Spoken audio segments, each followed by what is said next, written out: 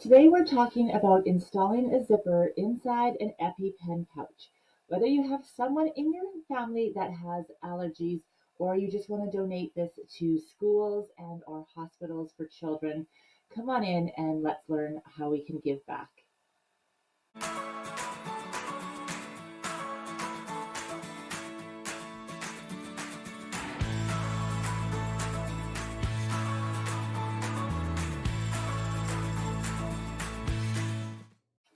Hello everyone and welcome. My name is Jennifer Long from Sew a Story, and today we're going to be talking about the Epi Pen Pouch. So the Epi Pen Pouch is a pattern that is very close to my heart. I'm going to talk a little bit about that in a minute, and today we're going to be learning about just how to install a zipper. So a little bit of technique in here to share with you for that, but I also want to share with you the pattern and a couple of freebies that will be inside the Pattern Club membership. This pattern is also available just only in the shop if you want just the pattern. And I want to talk about how this pattern came to be. So let's begin. So I have four children. They are growing up, not slowly, so quickly now. My oldest is in college, and I have a boy in college, and then I have a daughter that is in grade 11. I have another daughter that is in grade 8 and a son that is in grade 6. My first two don't have any allergies at all, but my second two do have severe anaphylactic allergies. And um, I discovered this when my um, youngest daughter, who's almost 14 now, when she was about 2.5. So I had a baby at home, 2.5, and then I had two others. And I wasn't really exposed to or concerned about allergies because I had two already, and I was very conscious of like introducing foods to the older two. I tried to follow like health guidelines for introducing one food at a time.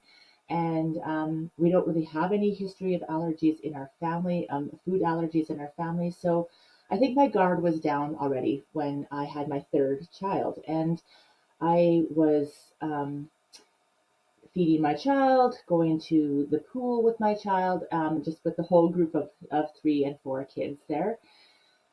And it's an obscure, in a way, allergy. So she is actually allergic to, the first allergy we found out was anaphylactic to sesame.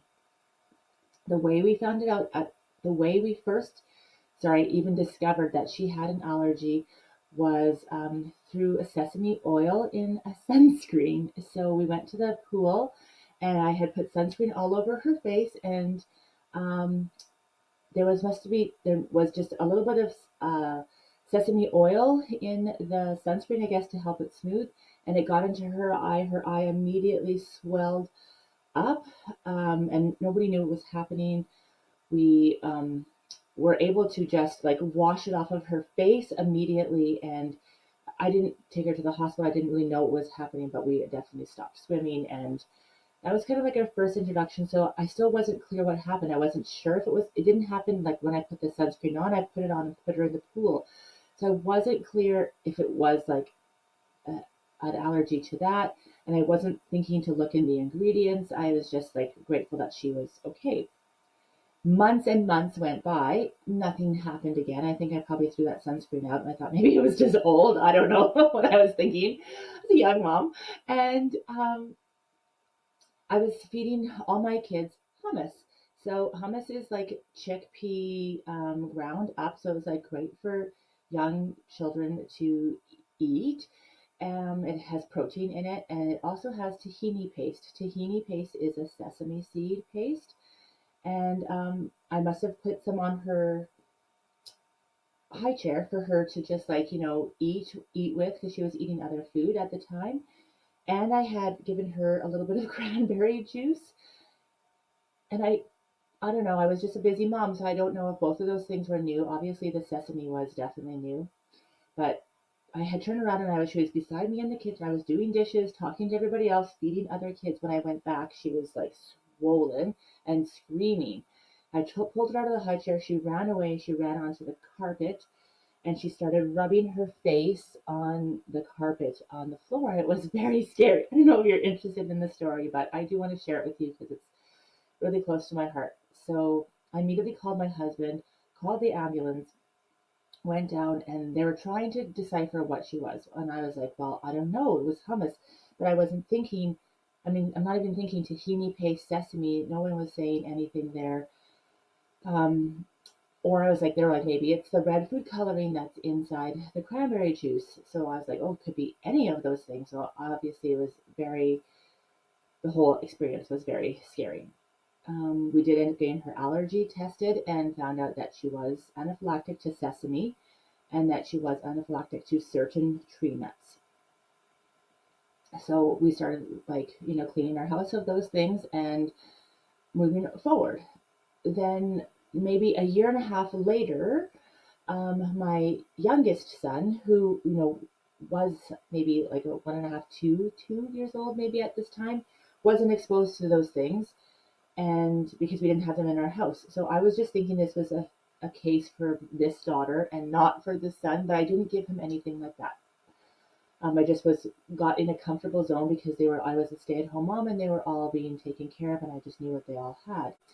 We were out traveling, and someone had given my son a little homemade brownie. She said that she had made it for him, and it was such a beautiful thing that I thought she had done for my son. And I didn't think that someone could put walnuts in brownies. I mean, I don't know. I was just, again, a young mom, and I wouldn't have done it, so I wasn't really on big alert yet. My two kids that had allergies were still very young, like 3.5 and 1.5, and they were very much like in my care.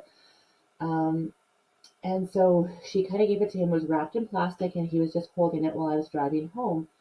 And he must have opened it and he was playing with it. I'm not even sure if he put some in his mouth, but again, his eyes were basically swollen shut and he was screaming. Got home, I called an ambulance. They were here so fast and they were unbelievable. Um, and then that's kind of when I was like, okay, thank you, God, first of all. And I really need to learn a lot more about this. So I went to our children's hospital and I learned a lot more about children with severe allergies. And then I still had them for a couple more years, just like in my complete care until the third child went to kindergarten. And I remember myself, I didn't want to put it on my child, and she's such a social butterfly. Um, I felt a ton of anxiety about it because they're out in the big school. The school actually hadn't had allergies in the school for a long time, so they had to become nut and sesame free again. Um, so the school wasn't aware. They didn't know really how, it was a small school, how to manage it. And, we needed to have an EpiPen on the child every time. Now, there was little EpiPen pouches that you could buy. They were like black, or you could get a little car on them. And because I sewed so much, design fabric, I wanted to make something from my heart because I wanted them to really feel that mom was with them and safe and that I loved them. And so I couldn't find a pattern for this. I don't even know if is still one out. So I designed this Epi Pen Pouch. This is adjustable, and they've worn this basically their entire elementary years. They actually still keep these. They still choose the fabric. They hook them on now into the inside of their backpacks, so they still have them. They're not necessarily wearing them in high school anymore, but they love them because they know exactly what this is. We put this symbol on them just so that people know it's medical. But if you want to make one of these for just like a backpack hiking, have some bandages in there. You don't even need to have this symbol on it. You could put a name or anything else. Well, these can whip up so fast and they don't require a ton of fabric. So it's great. You can see I have them prepped. They just have every fabric that they need can just fit on this little square here. So I want to walk you through the zipper installation, but really it's a great important project that you can whip up so quick. It's fully lined in here. This is an EpiPen, but these are EpiPen just cases that I brought here, just so that you can see that they fit in. I didn't bring the EpiPen star video. And yeah, so I'd love to hear if you are inside the membership or a private Facebook group, or if you're watching on the YouTube channel, where you're watching this, I'd love to hear share any stories that you have. Maybe if you have a place that we can donate these to, or just any experiences that you have. If you are inside our So Story Pattern Club, we also have a free download that is part of this. And it is it's basically like an emergency contact list that you can print out and hang on your fridge and fill out the numbers. You can walk through with your children. There's also a parenting guide in there to walk through with your children and explain um, what those numbers are, how to use them, when to use them, who to call if something happens. I know even now when I leave the house when my 14-year-old is here, we always talk about the plan. If something was to happen, what is she going to do and how will she do? She would administer the Epi Pen herself now, obviously, but how she calls 911 Epi Pen first and then calls 911 right away. But it was frightening. I don't know if you've ever had the experience, I guess, not the chance, but the experience to call 911. But first of all, it's frightening, like, because you're panicking a little bit or you're panicking, not a little bit, you're panicking for your child. But oh my goodness, the two experiences that I've had with it, they have been phenomenal. Like, hats go off, my heart goes off to all of the medical professionals in that take care of us in the community, which is in part why this collection, it takes a village. This is what I wanted to do with it. I have be a medical professional. I have a medical professional doll, and this is the month of love, and it's really important to me to make sure that we lift up all of those that give so much for their job day to day. This is what they do, is they like save lives. And she was so calm. She calmed me down right away. She just said, like, she told me exactly what to do. She said, we live on a rural property. So she says, do you have a dog? Do you have other kids in the house? I said, yes. She says, get your other kids to tie up the dog so that as soon as they arrived, I can see they're like 1 mile out of your house. As soon as they arrived, they can run straight in. So I had my oldest son. He went up and tied the dog outside. She told me all these things to do. I was sitting with she made sure I was sitting with my youngest son when this was happening. And I don't even know her name, but she made, oh my goodness, I'm going to get teary, but she made the biggest difference in our lives, really, you know what I mean? And in really that experience for all of us.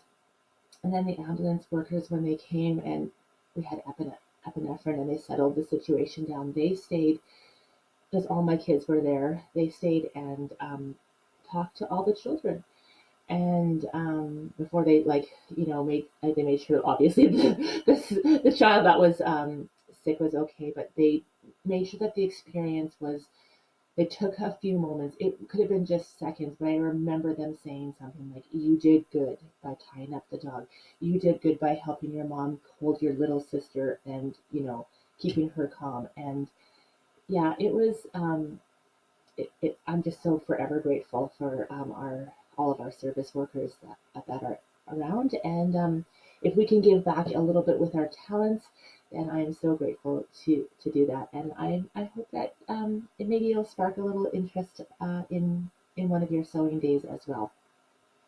So I'm going to drop the camera and let's begin. I'm going to teach you how to install the zipper. Okay, so let's begin. I have all my pieces cut out. Lots of them are prepped. Today's tutorial is just going to be about this zipper installation and how to work. You can, if you're in the pattern club, make sure you download this pattern this month. It talks about the fusible applique method here that we're going to use for this shape or any other shape that you want to create on there. How to create the waist belt here. So I'm going to use something called fusible fleece, and I love it for bags and projects because it gives a lot of stability and also like a quick strength. You can always quilt these after the fact, but it does really help and it's great. And we're going to talk about the zipper installation part here, and here you can find your templates on here as well. So let's get started. I have my pieces already prepped. If you wanted to quilt these, you absolutely can. I have that. It's backed with fusible fleece, as you can see, the front and the back piece, and here's my lining pieces. And then I have these extra two pieces here, and this is like my zipper pull covers. And you're gonna fold them in 1/4 inch on each side. And what you're going to do is, well, you can actually just do it like this, and you can just give it a sew here and pull it around, and then give it another sew on the back this way, or you can do that reverse on the other side. So you can put it here, give yourself a 1/4 inch seam allowance and pull it around. It's okay if you have lots extra. I'd rather you have extra than little, so don't feel like you have to encase your whole zipper. Then you're going to have a very small opening. So you just want to have it kind of just enough past your seam allowance so that you do have some room there. And you're going to pull this in and do the same thing on the other side. So I'm going to do it from the back side. I'm going to sew this here like this. Oh, first of all, I have my zipper foot. I just wanted to make sure I showed that to you here. I should be using a different foot to sew this here, but I'm going to use my zipper foot for everything because I put my other feet just in a different spot at the moment. All right. And here I go.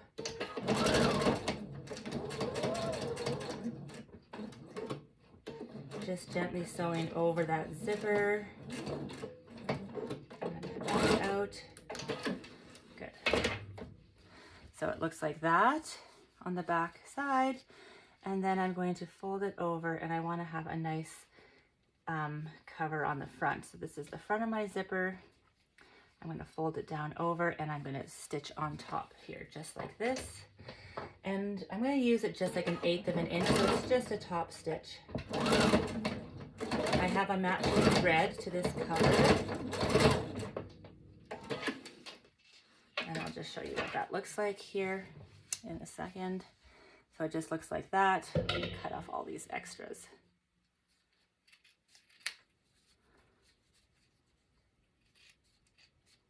Good. So it looks like this. You're going to do the exact same thing to the other side, and I will be right back once we have both sides done. Okay, so here we go. Now I want to make sure I have the zipper on the same way that I want it. So I want to be able to zip it this way and not going this way. It's totally fine that it's longer. In fact, that's great that you want that there. And you're going to open up the zipper halfway. Then what we're going to do is we're going to put the zipper and the front panel right sides together, and we can pin it so we have the same, it's equal on both sides there. So I'm going to take my pins here, and I am going to just pin that in on this side and on this side. Okay, so let's take this over to our machine. I have my zipper foot along the edge, and I'm going to sew all the way from off the edge here all the way along, following along, and I'm going to move that zipper as I come to it. So I'm going to move my zipper a little further forward right now.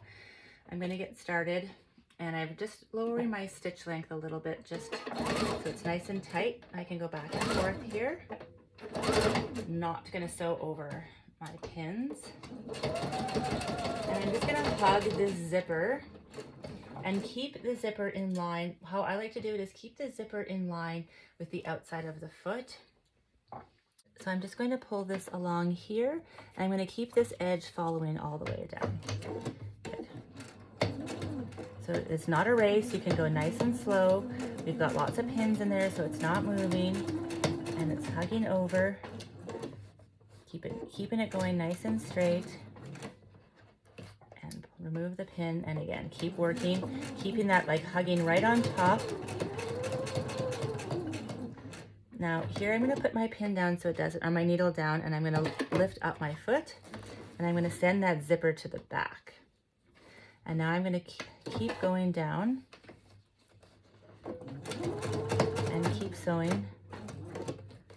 Just want that lined up exactly. Good, and I don't want to sew over this at all.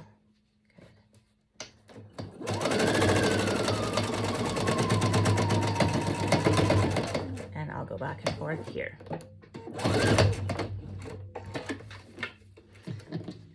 Excellent. So it looks like this. Got that nice stitch length there. I'm going to take this yellow piece right on top and line it up exactly here and here and make this quilt sandwich. Pin again in lots of places.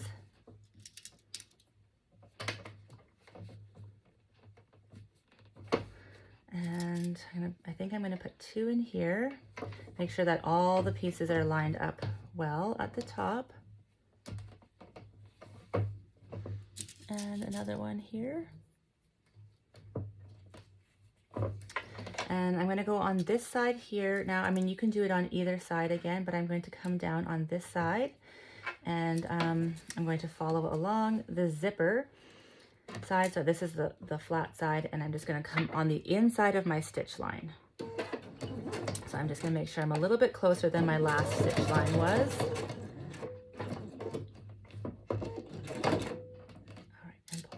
And again, take your time. This time I'm really trying to line up the edge here because I know I can't see my zippers, but I can see the edge and I know that it's my zippers aligned.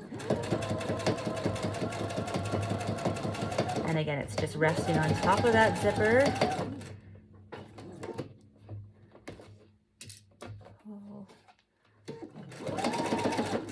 Okay, keep my presser foot down. I'm going to move the zipper pull. Lift up that, move the zipper pull all the way to the back because I don't want it to have a bubble there. And then again, keep sewing. Good. Oh, if it's, see, my machine notices if it's a little bit hard going over that edge. And then I just have to just gently back off and come through it manually. Good, and then I'll be able to continue.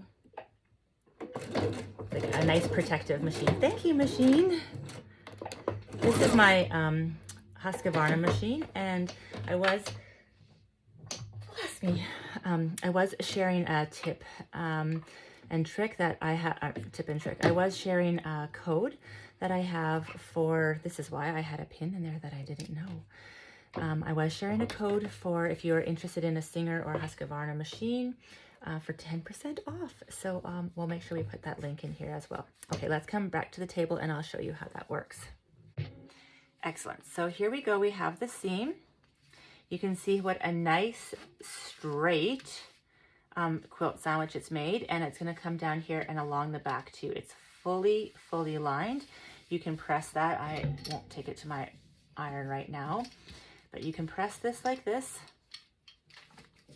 And press this. Now, if you want to top stitch that, which is what we did here, then you can take this back to your machine after you've pressed it really well and even pin it, and you can do a top stitch right along the whole top, and you'll get a nice, beautiful lined zipper, just like this, but just make sure it's always pulled down so you don't get that zipper caught in there.